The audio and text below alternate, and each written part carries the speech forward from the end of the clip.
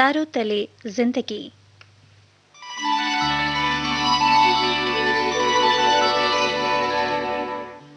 तारों तले जिंदगी इस सीरीज में हम आपके लिए लेकर आए हैं हिंदी साहित्य जगत की कुछ चर्चित कहानियों और उपन्यासों पर केंद्रित नाट्य वाचन। इस कड़ी में प्रस्तुत है मुंशी प्रेमचंद का लिखा चर्चित उपन्यास प्रेमा। तो आइए सुनते हैं प्रसिद्ध उपन्यास प्रेमा का रेडियो नाट्य वाचन।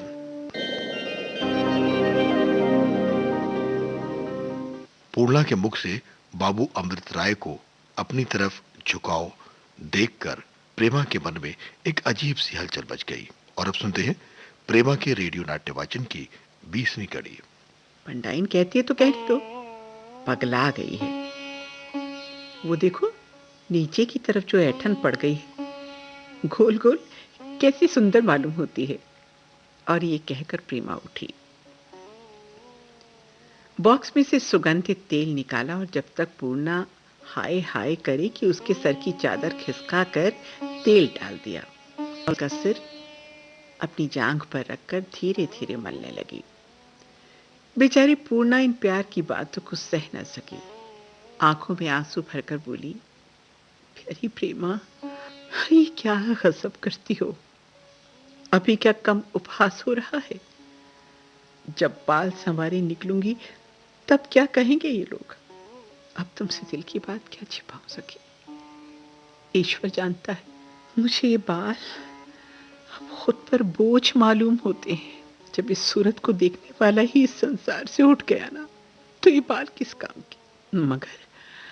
मगर मैं इनके पीछे पड़ोसियों के ताने सुनती हूँ, तो केवल इसलिए कि सिर मुंडाकर मुझसे बाबू अमृत राय के सामने निकला नहीं जाएगा। ये कहकर पूर्णा जमीन की तरफ ताकने लगी, मानो लजा गई हो। प्रेमा भी कुछ सोचने लगी। अपनी सखी के सिर में तेल मला, कंघी की, बाल गूंथे और तब धीरे से आईना लाकर उसके सामने रख दिया। पूर्णा ने इधर 5 महीने से आईने का मुंह नहीं देखा था। वो समझती थी कि मेरी सूरत बिल्कुल उतर गई होगी, मगर अब जो देखा तो सिवाय इसके कि मुंह पीला पड़ गया था, कोई और भेद मालूम न हुआ। मध्यम स्वर में बोली, प्रेमा, ईश्वर के लिए अब बस करो। मेरे भाग्य में ये सिंगार पता ही नहीं। अरे पड़ोस ने देखेंगे तो क्या क्या आरोप लगा देंगी मुझ पर। प्रेमा उसकी सूरत को टक टकी लगाकर देख रही थी। एकाएक मुस्कुरा कर बोली, हाँ सखी, तुम जानती हो मैंने तुम्हारा श्रृंगार क्यों किया है। पूर्णा, मैं क्या जानूं, तुम्हारा जी चाहता होगा। प्रेमा बोली, इसलिए कि तुम उनके सामने अब इसी तरह जाओ। पूर्णा, तुम बड़ी खोटी हो। भला मैं उनके सामने इस तरह कैसे जाऊंगी। देखकर दिल में क्या कहेंगे। देखने वाले यूं ही बेसिर पैर की बातें उड़ाया करते हैं, तब तो मेरी जान ही ले लेंगे। थोड़ी देर तक ऐसी ही हंसी दिल लगी की बातें हुई। बातों बातों में प्रेमा ने कहा, सखी, अब तो अकेले नहीं रहा जाता। क्या हर्ष है तुम भी यहीं उठाओ, हम तुम दोनों साथ साथ रहें। पूर्णा, सखी, क्या कहती हो।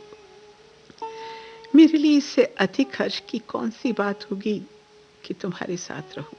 मगर अब तो पांव फूक फूक कर धरना होता है। लोग तुम्हारे ही घर में राजी नहीं होंगे तो साथ साथ रहें कि बात काटो। दोनों सखियां मजे से बातें कर रही थी। पूर्णा बोली, सखी, मेरे लिए इससे अधिक हर्ष की और कौन सी बात होगी कि तुम्हारे साथ रहूं। मगर अब तो हर कदम फूक फूक कर धरना होता है ना। लोग तुम्हारे ही घर में राजी नहीं होंगे, और अगर मान भी गए तो बिना बाबू अमृत राय की मर्जी के कैसे आ सकती हूं। संसार के लोग भी कैसे अंधे हैं। ऐसे दयालु पुरुष को कहते हैं कि वो विधर्मी हो गया है। अरे कहने वालों के मुंह से न मालूम कैसे ऐसी झूठी बातें निकलती हैं। मुझसे वो कहते थे कि मैं शीघ्र ही एक ऐसा स्थान बनाने वाला हूं जहां अनाथ विधवाएं आकर रहेंगी। वहां उनके पालन पोषण, वस्त्रों का प्रबंध किया जाएगा, पढ़ना लिखना, पूजा पाठ करना सिखाया जाएगा। अरे जिस व्यक्ति के विचार इतने शुद्ध हों, वो लोग उसे विधर्मी कैसे बता सकते हैं?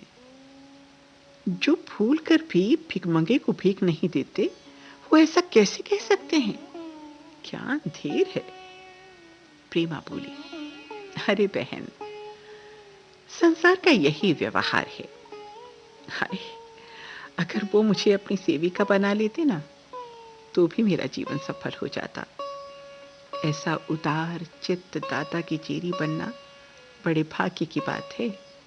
पूर्णा बोली, अरे तुम उनकी चेरी काहे को बनोगी? वो तो आप तुम्हारे सेवक बनने के लिए तैयार बैठे हैं। तुम्हारी लालच ही नहीं मानते।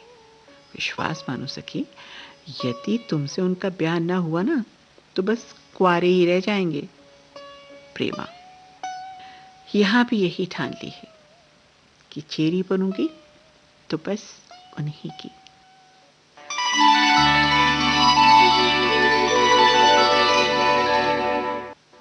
तारों तले जिंदगी।